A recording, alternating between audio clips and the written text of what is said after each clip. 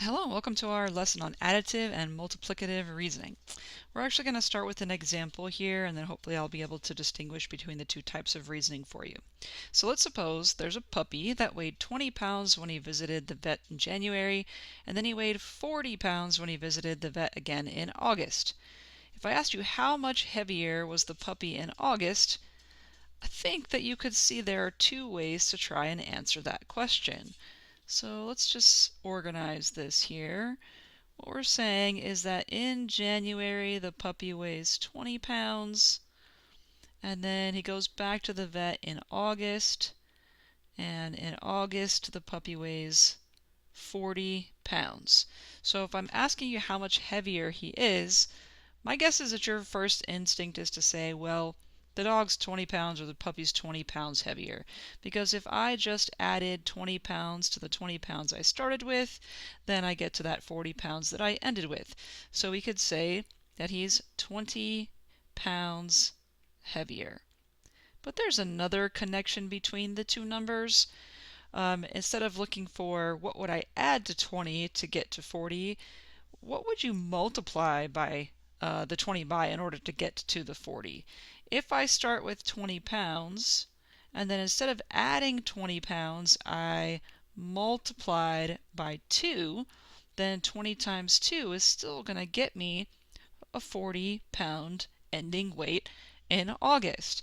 So I could either say that this puppy is 20 pounds heavier, or I could say that the puppy is 2 times heavier than he was before.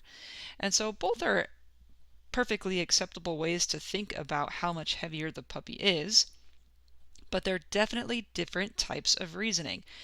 So the first way when we found what we're adding to get from the 20 to the 40, that's what we call additive reasoning. Should make sense, right? What are we adding to get from that initial amount to that ending amount? So additive reasoning is when we're comparing two quantities by finding what we call the absolute change from one quantity to the other, where that absolute change is like the distance or the difference between the quantities. And so we can find the absolute change actually using subtraction.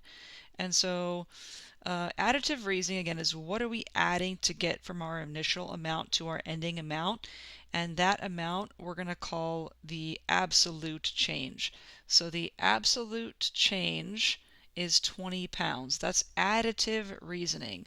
So let's make an extra note up here. So this is additive reasoning, this first answer. And I wrote that too big, so let me try that again. Additive. Here we go. I think I can fit it this time. Just about. Okay, so that's additive reasoning.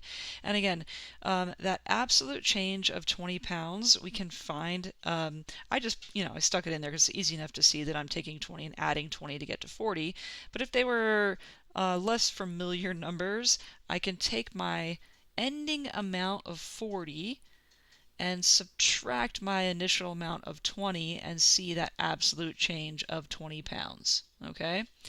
Now when we're thinking multiplicatively, that's what we did the second version of to get the second version of the answer.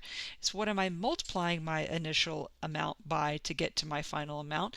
And so that second version we multiplied by 2. That 2 we're going to call the relative change. So it's relative to where we start. All right, we're going to say that the relative change is what we find when we are multiplicatively reasoning. So multiplicative reasoning is comparing two quantities by finding the relative change from one quantity to another. And again, that relative change is the ratio between the quantities. And so we're going to actually find that using division. Now again, I can see, because they're familiar enough numbers, that what am I multiplying by to get from 20 to 40 is 2, but I can take that ending amount of 40 and then divide it by that initial amount of 20 to see that relative change of 2. So we're using subtraction technically to calculate that absolute change, and using division to calculate that relative change. So the absolute change is what am I adding? That's additive reasoning. And that relative change is what am I multiplying? That's our multiplicative reasoning.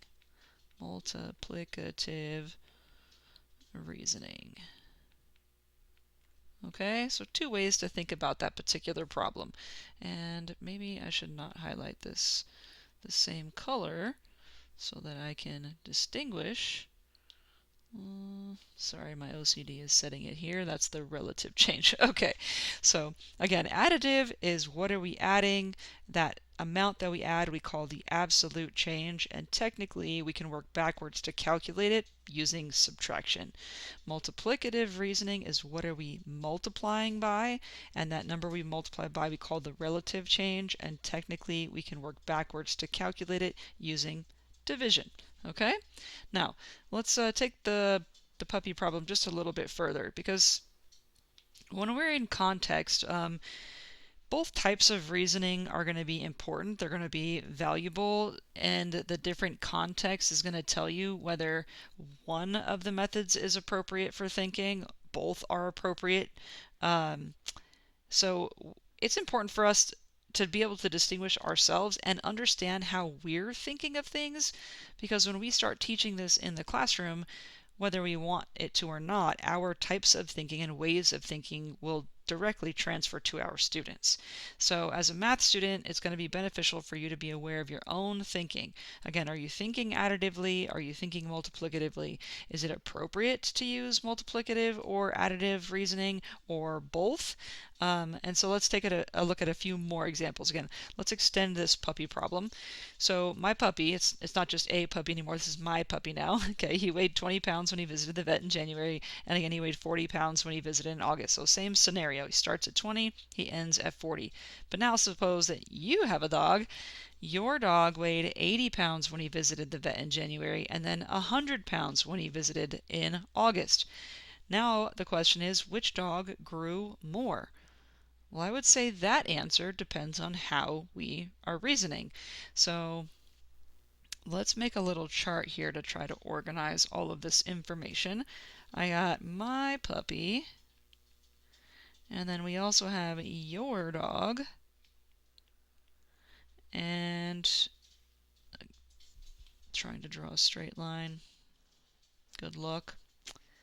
And each of these animals was weighed in January and then again in August.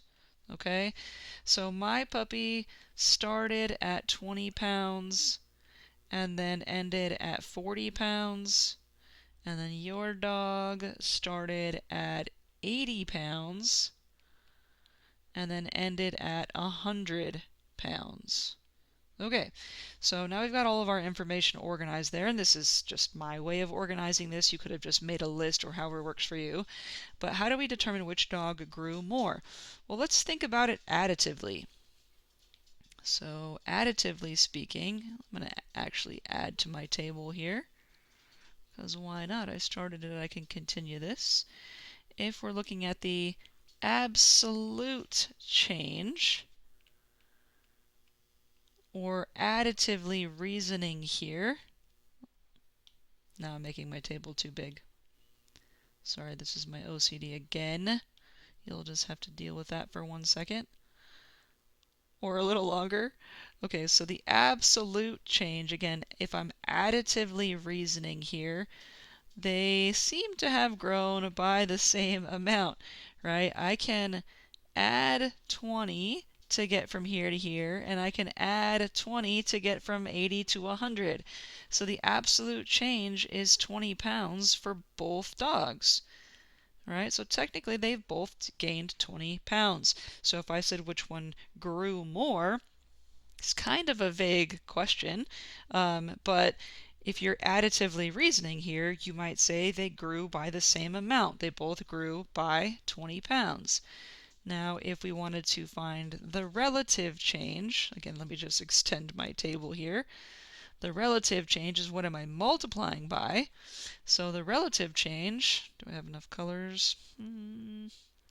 Let's get a custom color. How about orange? So I'm multiplying by 2, we said that earlier, to get from the 20 to the 40. What am I multiplying by to get from 80 to 100 is not quite as clear. So I know my relative change for my puppy is going to be 2. 20 times the 2 gets me 40. But remember, I could also take the 40 and divide it by the 20 to get to that 2. Now, since I can't see necessarily what I'm multiplying by to go from 80 to 100, that's where using the division is super helpful. If I take the 100 and divide it by 80, or reducing that to 10 over 8, we're going to end up with 1 2/8, 1 1/4, or 1.25. So I would be multiplying by 1.25 to get from 80 to 100, and feel free to use your calculator to do some of that, right? Just take your 100 and divide it by 80, and there's your 1.25. So the puppy, my puppy, is 2 times as heavy as he was 2 times as heavy in August as he was in January, whereas your dog is only 1.25 times as heavy in August as he was in January. So if I'm thinking about this multiplicatively, or looking at the relative change, then I would say that my puppy grew more than yours. Relative to where they started, mine's showing more growth than yours, if that makes sense. So I think in this context, you can answer either way, because both ways are perfectly reasonable ways to think about this problem. So multiplicatively speaking, my puppy grew more. Additively speaking, the absolute change there is the same, so we could say that they grew the same amount. So let's try to answer this here. Both gained 20 pounds. But relatively speaking, which is why you hear people say that term sometimes, relatively speaking, because it shows a different kind of change between the quantities. So let's say relatively speaking, relatively speaking, the puppy grew more than the dog. My puppy grew more or gained more pounds than your dog. Again, I think both answers would be totally acceptable, but it's important to be able to distinguish between the two types of reasoning. Okay, now in this particular example, again, both seem perfectly acceptable, but that might not always be the case. And so let's look at a few more examples. So here's our next one. When Lisa turned 2, James was 6. How old will James be when Lisa is 6?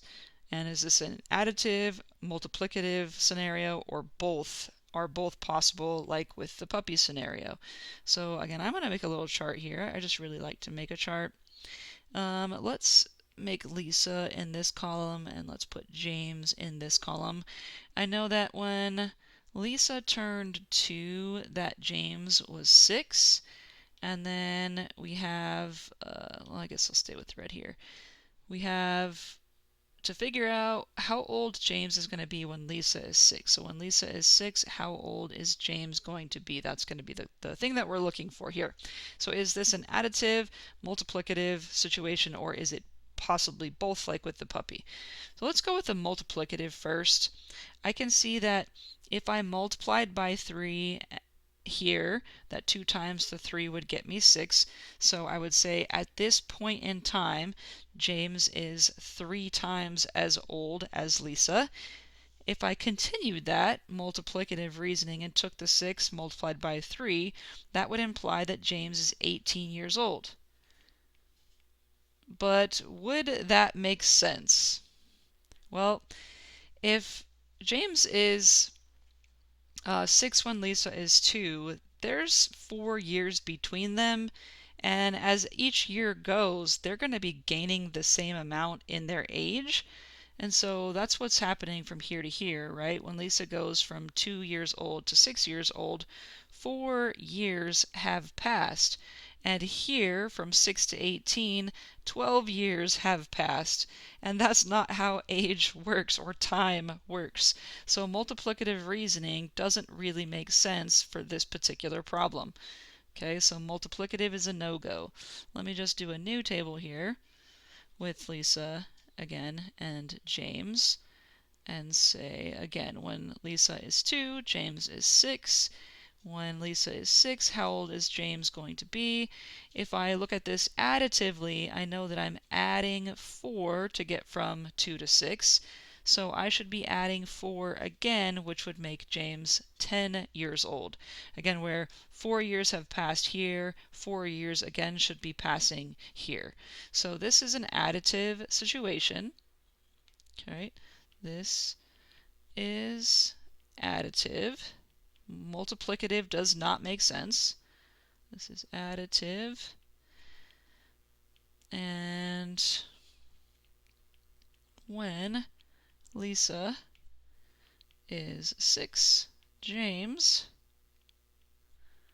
will be 10. Okay, simple enough example. I hope that makes sense. Again, where sometimes both types of reasoning are perfectly fine, but in this particular case, it would not make sense to use that multiplicative. All right, let's look at another one. And actually, this would be a good place for you to pause the video and try this out yourself if you're feeling pretty comfortable with the content. If not, we can keep cruising through here. So we have Sue and Julie. They were running laps around a track equally fast, but Sue started before Julie did. When Sue had run 3 laps, Julie had run 9. I had that backward. Read that backwards. When Sue had run 9 laps, Julie had run 3. I was like, something's wrong here. How many laps had Sue run when Julie had run 15? Is this an additive scenario, multiplicative scenario, or both? Again, I'm going to make a little table. This time we have Sue and we have Julie. And they're running equally fast, which is kind of a keyword there. We know that Sue started first, so when she had run 9 laps, Julie had only run the 3. And it says, how many laps had Sue run when Julie had run 15?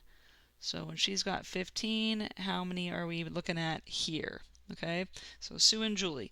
Again, we can look at this 2 ways, multiplicatively, or we can look at this additively, but only one of those is going to make sense here, I believe, because they are running equally fast. So if I look at this multiplicatively, I can see that if I multiply here, 3 times 3, I'm going to get to the 9. If I multiply here, then the same thing, 15 times 3, that would indicate 45 laps for Sue, while Julie has run 15.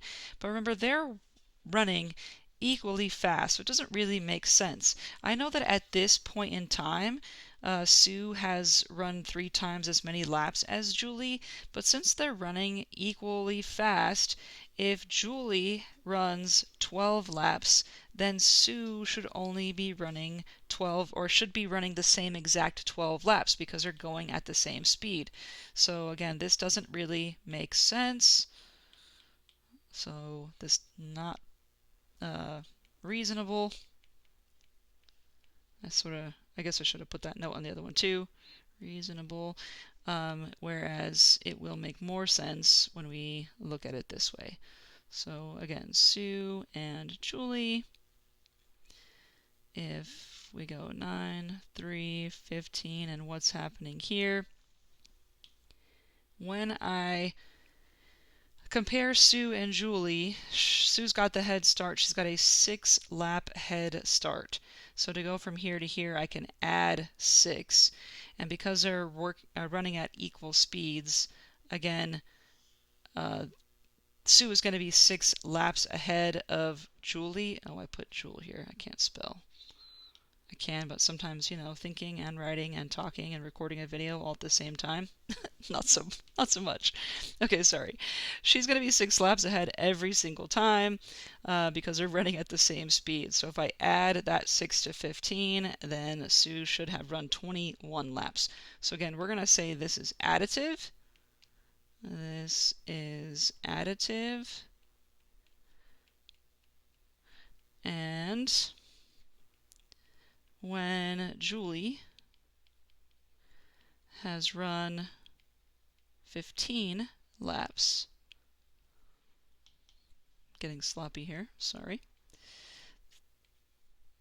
then Sue has run 21 laps.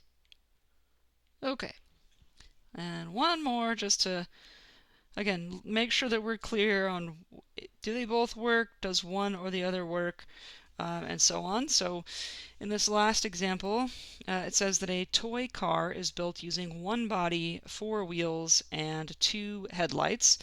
How many bodies, wheels, and headlights would be needed to build 7 toy cars? So is this going to be additive thinking, multiplicative thinking, or both? So if we, again, organize this into a table, I really just like tables.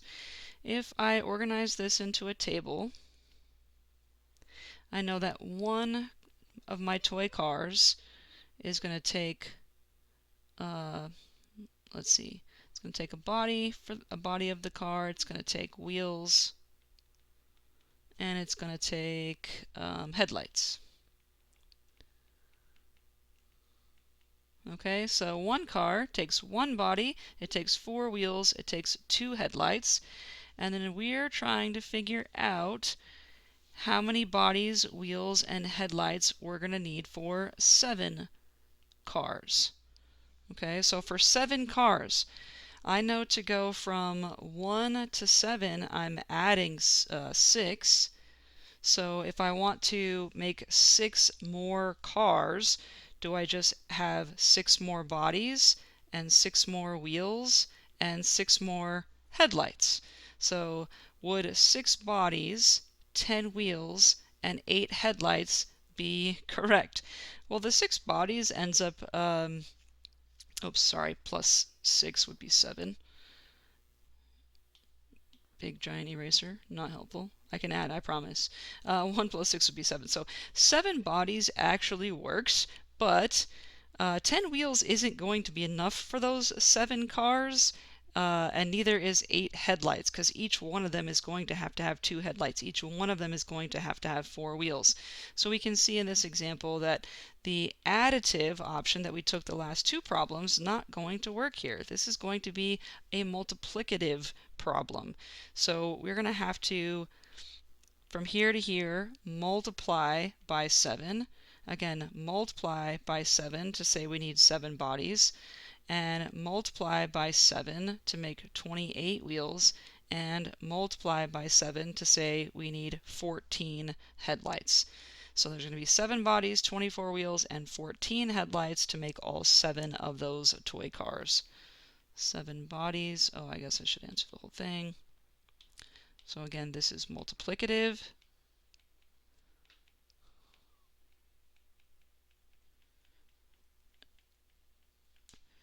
We would need 7 bodies, 7 car bodies, 28 wheels, and 14 of those headlights. Okay, and hopefully your instinct is sort of telling you which reasoning it is up front. I think the only ones that are tricky are the ones where both types of reasoning really could work. But it's really important for us to be able to distinguish, again, because the way that we think and explain and show our work translates and transfers to our students more than we realize.